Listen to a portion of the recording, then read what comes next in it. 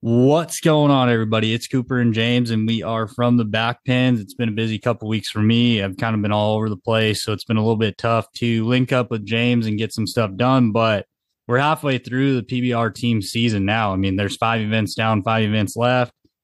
James, I know you've had fun, and I've had fun watching it, but it's crunch time now. So, how excited are you for crunch time? Oh, I'm fired up. Just everything just seeming to fall into place in my life right now. And so, this being a part of it's only makes it all that much more fun. So let's get to it. Yeah, we've got a lot to talk about. We're going to give you some of our opinions on where we're at with it halfway through it. We've seen enough of it now. I feel like I have a strong opinion about it. I know, James, you do too. So we'll quit messing around. We'll get right to it. Let's grab them slides, boys, because we're coming at you from the back pins.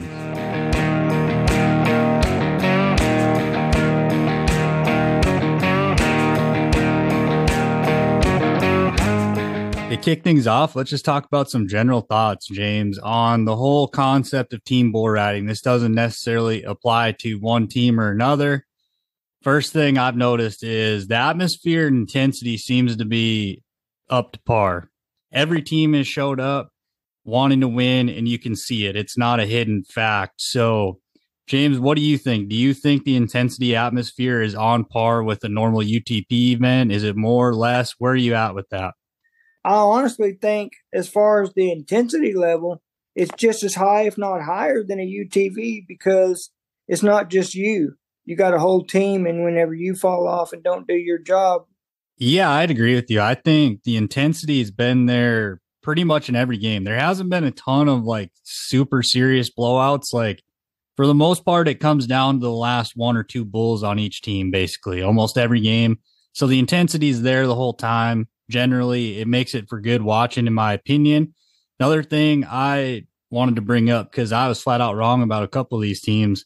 Things on paper don't always add up. When you look at some of these teams, what they looked like when they came out of the draft, they're not performing to those standards, in my opinion. Nashville is one of those teams. I thought they were going to be really good, should be competing for a championship. They're sitting at the bottom right now of the pack. So, James, what's your take on that? What team, in your opinion, did you think was going to be just outstanding and they're not doing so hot, or vice versa? One that you didn't think much of and they're looking really good? Since you brought up one that you thought would be at the top, I'll bring one up that I thought would be at the bottom that's at the top, and that's Arizona on paper. At the beginning of this thing, we decided to pick teams or whatever. Me and you did. You picked Oklahoma, and I picked Carolina. But I still can't help but be a fan of this team because all those injuries and just throwing guys together and still getting their job done. Yes, I agree. Arizona was one of the most injury riddled teams coming out of that draft. They drafted Mauricio Morea, who they still have not used. Chase Doherty hasn't been available yet either for them. So they do have some guys they're counting on, but they've done so well on that free agent market. You get guys like Keyshawn Whitehorse, Alisson de Souza, who's right in the thick of that MVP race. They're getting Vitor Losnake back. We're going to see what he looks like in Carolina. I think the sky's the limit for this team. They get a lot of Bulls road. They have the best routing percentage in the league right now. Would that, if I'd have told you that back at the draft, what would you have said to that? I would have laughed in your face. It's nothing to do with anybody on that organization or coaching or anything like that. But just on paper, it just didn't look like they were going to go anywhere at all. And Oklahoma's surprising that they're not higher up in the standings as well. Their lineup hasn't looked as good as I thought it would. I think they're starting to get a little healthier, but losing Lockwood, that does hurt their lineup, in my opinion, no doubt about it. The next segment I want to go into, James, is called Teams on the Move. And I've got two teams written down that I think are going to start moving in one direction or the other. The first one's the Missouri Thunder. Now, they've kind of already taken a little bit of a drop. They're already down to fourth. They were sitting at the top for quite a few weeks. Losing Clayton Sellers is tough for this team. I know he hasn't necessarily been as good as we thought he could be in this team series. The talent's there, though. He's a young guy. It's going to be tough for Missouri to replace him, in my opinion. I know you really liked Callum Miller in the preseason. I would be shocked if we don't start seeing him in that lineup. Yeah, as tough and as gritty as that guy is, how could you not put somebody like that in when you don't have a Clayton Sellers or somebody that obviously has got more experience as far as with national finals and being on big stages and things like that.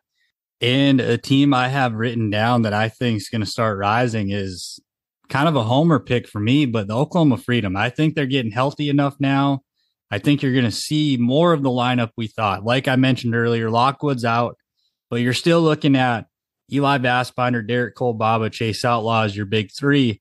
Those guys get it done. Casey Roberts has looked pretty good. I think Briggs Madsen has some upside to him. I think those guys just need some more seasoning, but I think Oklahoma is on track here to really finish strong in this regular season. I'll agree with you, but my question is, it's Eli Bassbinder, so it's kind of like J.B. Mooney being hurt. It's not really going to matter all that much, but he did limp off and all that the last time that I seen him get on. And I don't know the extent of it. I don't know the rules as far as if the guys can say, like they can on a UTV, say, yeah, I can still get on, or the coaches say, no, we're using this guy or whatever. And I think that's more of a team decision and coach's decision. But at the end of the day, the guy's still going to be there, and you can't replace him even if he's injured. He's like a Chase Outlaw. You need a guy like that on your team, even if he can't compete, which I hope he can. I hope it was nothing serious, but it looked pretty serious to me. But it's Eli Bassbinder, and honestly, he's one of the toughest guys on any tour, so I'm not too worried about it. Yeah, injury is a concern with him. He's looked pretty beat up, but it comes down to the fact if you watch the 2021 PBR World Finals, this guy couldn't hardly walk, let alone crawl over the bucket chutes, and he put up some big-time rides, so I know he can do it. Is it concerning? Absolutely, but I know he's capable of getting the job done in that scenario. But let's move over to that MVP race, James, and we're not going to touch on the whole standings. You can look at the website if you want to see that. But I want to touch on some guys that they're not in that top three right now, but these are guys, in my opinion, that have a chance, a long shot to move up and get up into that race. The first one I have written down, Boudreaux Campbell, Carolina Cowboys. He's sitting in the top 10 right now. And Boudreaux, if you watch the Cowboys for a Cause, rode really good there, rode 2 for 2. Boudreaux gets hot, man. He can ride 12 of them in a row. So that's why I put him in here. James, what's your take? Well, honestly, I didn't watch the Cowboys for a Cause thing. Not because, honestly, just because I forgot about it. My question to you is, since he rode 2 bulls, did both of them go 2 different directions, or did both of them go to the left? First one went to the right. He's about 81 points. So nothing too crazy, but he did knock one out away from his hand. The second one went to the left. He put it on him.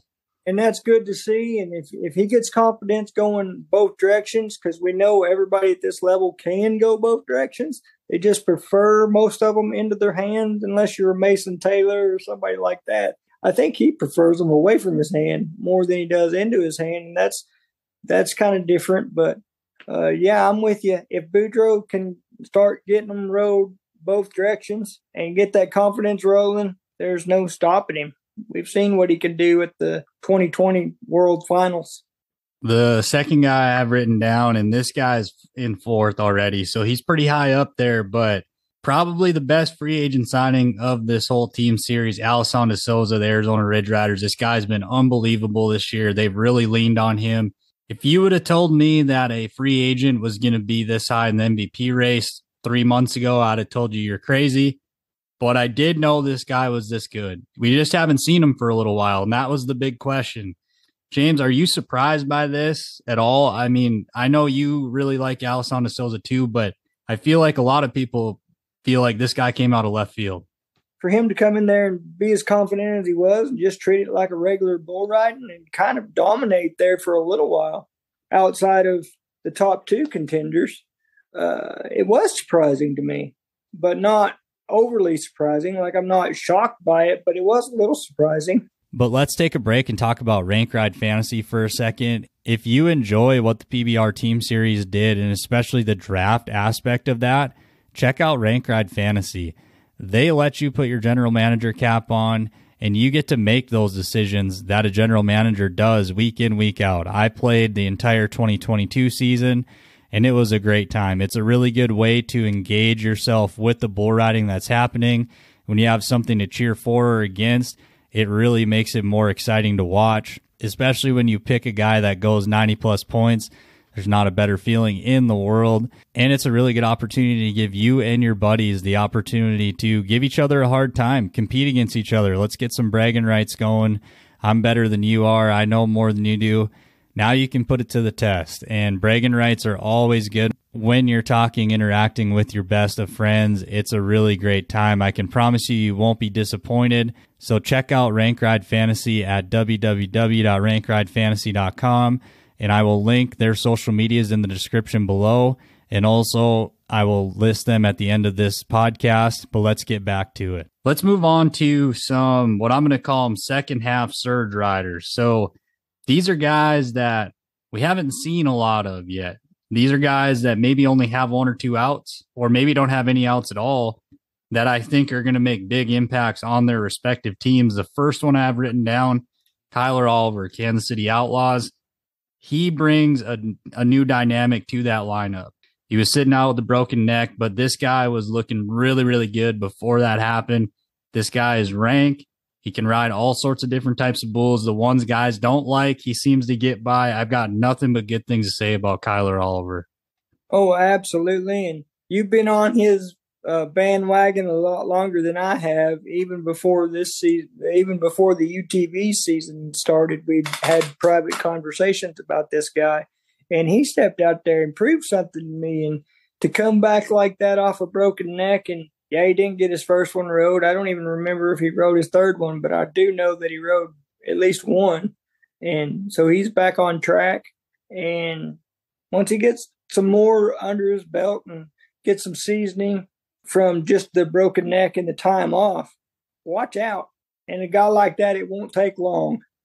No, I tend to agree with you there. I don't think it's going to take him long to get up to speed. I just think he's too talented and he's too good. I think it'll take him handful of bulls, 5 to 10, and I think he'll be back to rolling. The second guy, James, we've already kind of touched on him a little bit, but Cooper Davis, Carolina Cowboys. What this guy brings to their lineup that's already really good is incredible. And this is what the Freedom thought they were going to have with Lockwood. Unfortunately, that didn't work out for them, but the Carolina Cowboys starting lineup is going to be really deep. You're looking at 4 guys that are really dang tough, in my opinion. It brings up a question. You got those 4 guys. Who do you use in the 5th spot? So I'm starting Boudreaux, Dalen, Mason Taylor, and Cooper Davis every week. So that leaves me the one guy. Depends what bull's sitting there. If it's a bull that I think is going to go to the left, Ramon de Lima all day long. If it's not, then I'm looking at somebody else. I know I've heard him on TV talk about Winston De Silva, and I've seen him start some really good bull rides. He doesn't always finish them, though, and that doesn't do you any good. But I think that Winston De Silva can be pretty dang good. I think it's really going to depend on that bull, the bull draw, and where they put everybody, because realistically, you're wanting to put Dalen on one that goes to the left. You're wanting to put Boudreaux on one that goes to the left. And also, like we touched on, a lot of times Mason Taylor likes him to the left. That's 3 guys right there. And out of 5 bulls, somebody's going to be the odd man out. So I think the bulls just make too much of a difference for me to have an every day, every week kind of guy. What about you? I agree with the every day, every week kind of guy thing. I mean, they're so loaded with depth, even on their practice squad, as you might want to call it, or second string, or even third string for that matter. Before we move on from the Carolina Cowboys, I totally forgot about this guy, and I don't know what the deal is here. I haven't heard why they haven't been using him, if it's injury or something else, but you throw Cannon Cravens into that mix, because he is signed as far as I know. I guess that could have changed, but I believe I saw him on the roster last time I looked. And I don't know why they haven't been using him, but you add him into that mix, it's a pretty dang good team, you ask me. Oh, absolutely. And one more thing before we move on from Carolina. If you're Jerome Davis and just everybody in the office at Carolina, how much pressure does that take off of you knowing Cooper Davis is back with the other guys behind him? It's huge. I'll have a video on YouTube out later this week. You're going to see what I think of them, because they're pretty high up there in them rankings. I'll just say that. But let's move on to the last guy I had written down. Another guy near and dear to your heart, Arkansas native. He now calls Oklahoma home, I guess. But Chase Outlaw of the Freedom. look, he's been out for a long time. And so when guys are out for that long, it's pretty tough to expect them to come in and look like nothing's changed. They haven't missed a beat. It's going to take him probably a little while, but when this guy gets back and if he's healthy in this setting, he is a spark plug for any team. I don't care who it is. You have to use him, and he's going to deliver more than he doesn't. James, I'm excited to hear what you have to say about Chase. Oh, if you want to know, you know my personal thoughts and things on Chase, and I don't mind sharing that with the world. But Chase Outlaw is more than just a bull rider. He's a motivator.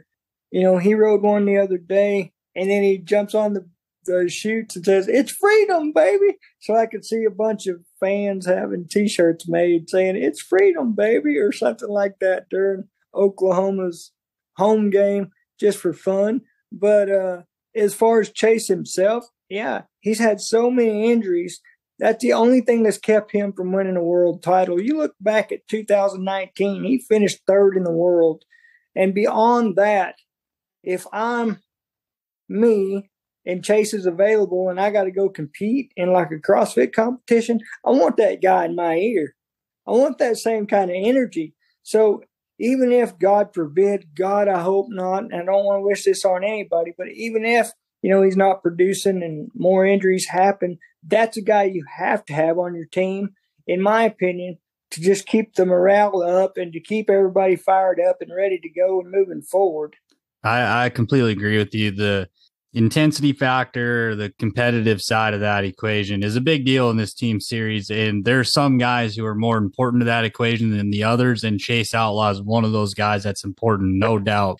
But let's move on to our last segment of the day, James. And I'm going to call it contender or pretender. So I'm going to name a team, talk a little bit about them, and I'm going to send it to you. You tell me if you think they're a pretender or a contender, and then I'll also give my take on it as well.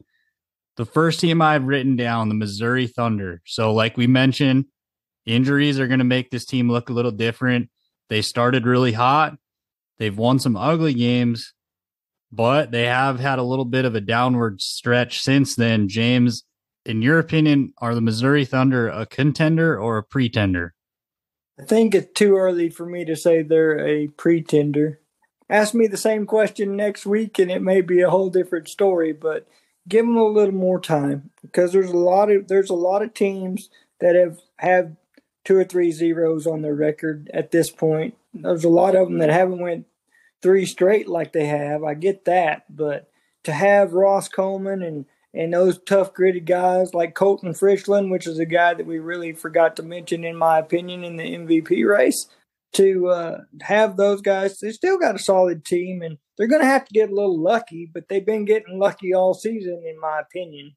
So you kind of made my point for me because I'm going to call them a pretender because you look back at some of these wins they've had. They're winning. They won a game 58-0.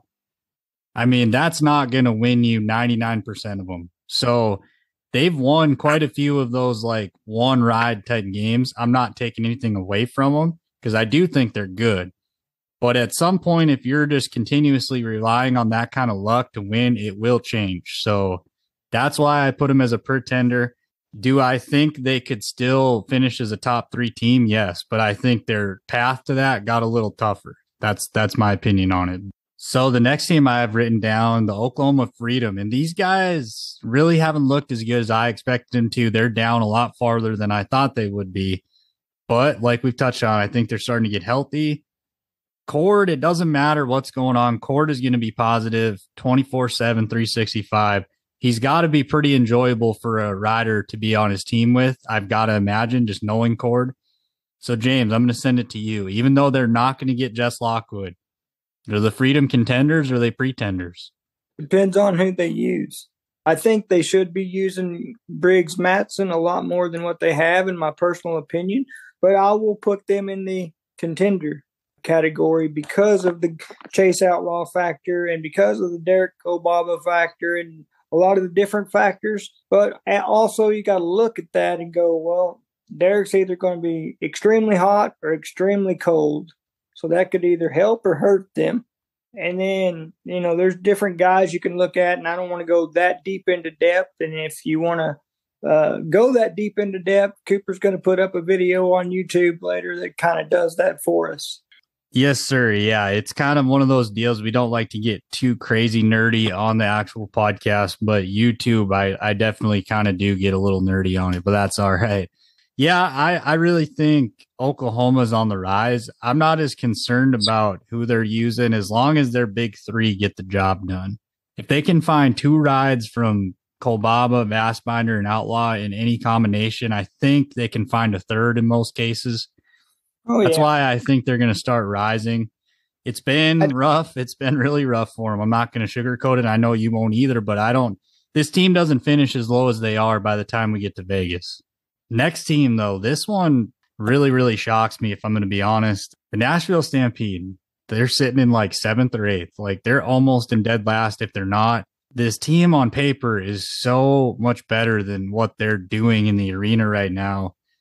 I'm not sure what McBride's going to do. I wouldn't be totally shocked if we start to see some younger guys get a shot in their starting lineup because, James, correct me if I'm wrong, they've pretty much stuck with the same guys for the most part.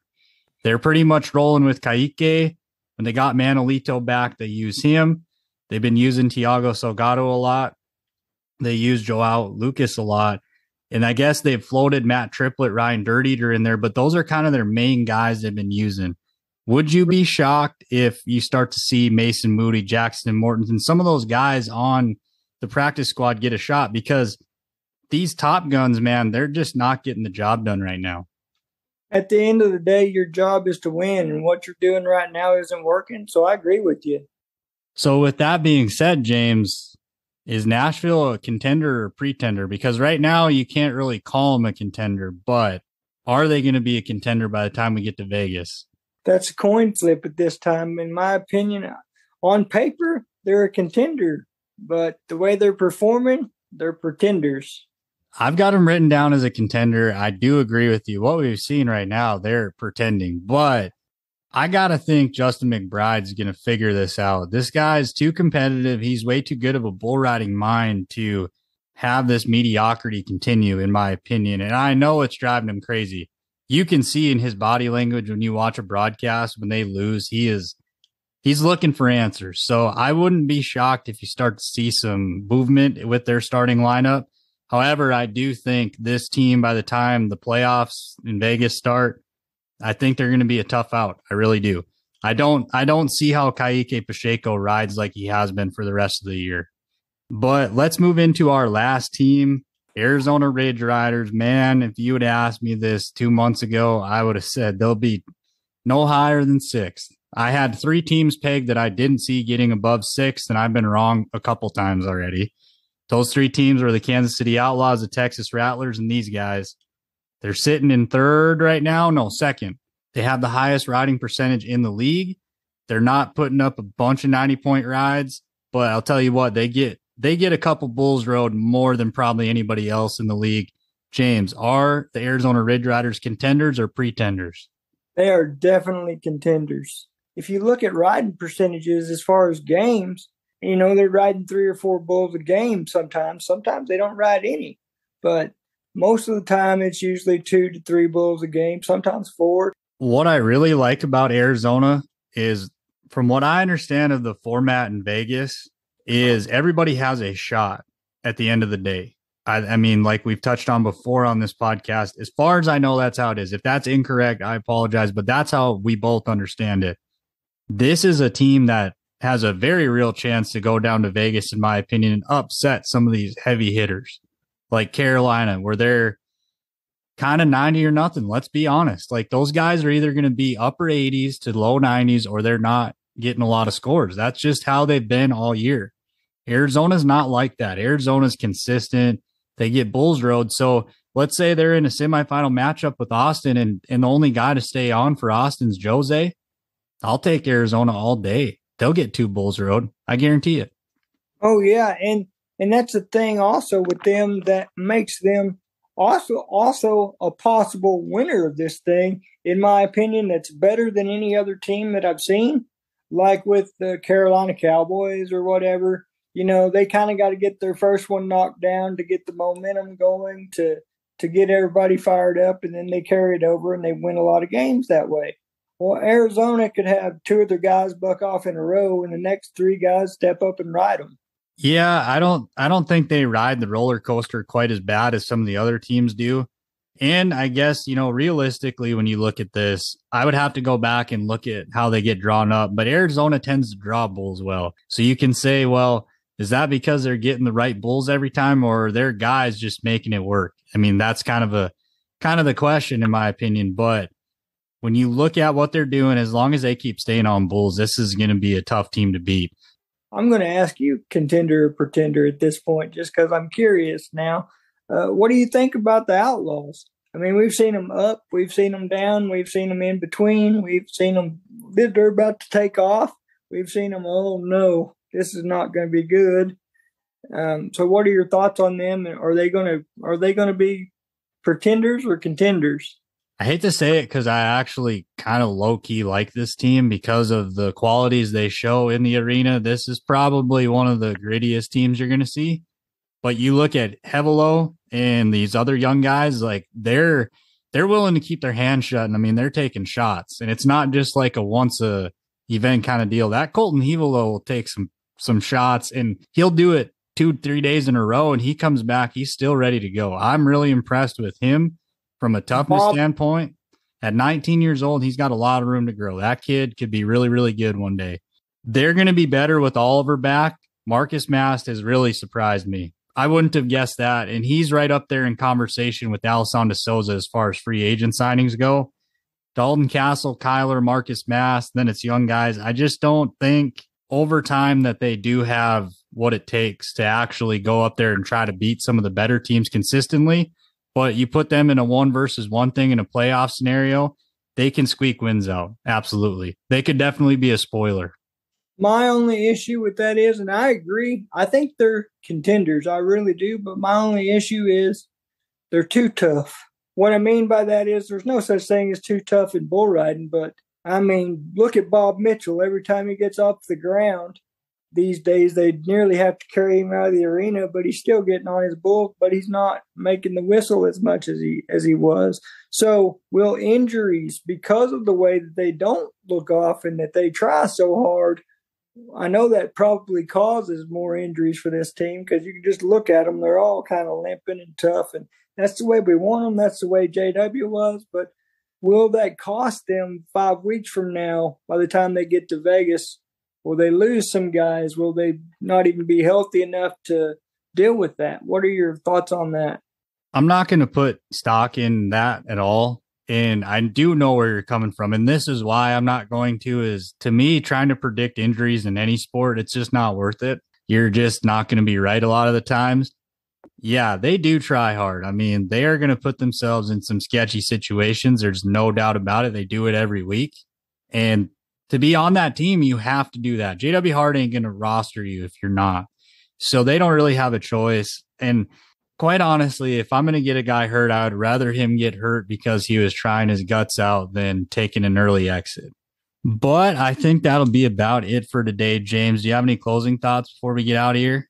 Oh, absolutely. I'm just glad to be back on the air and to talk about these things. And moving forward to Carolina days, will they be the first team to win one of their home games?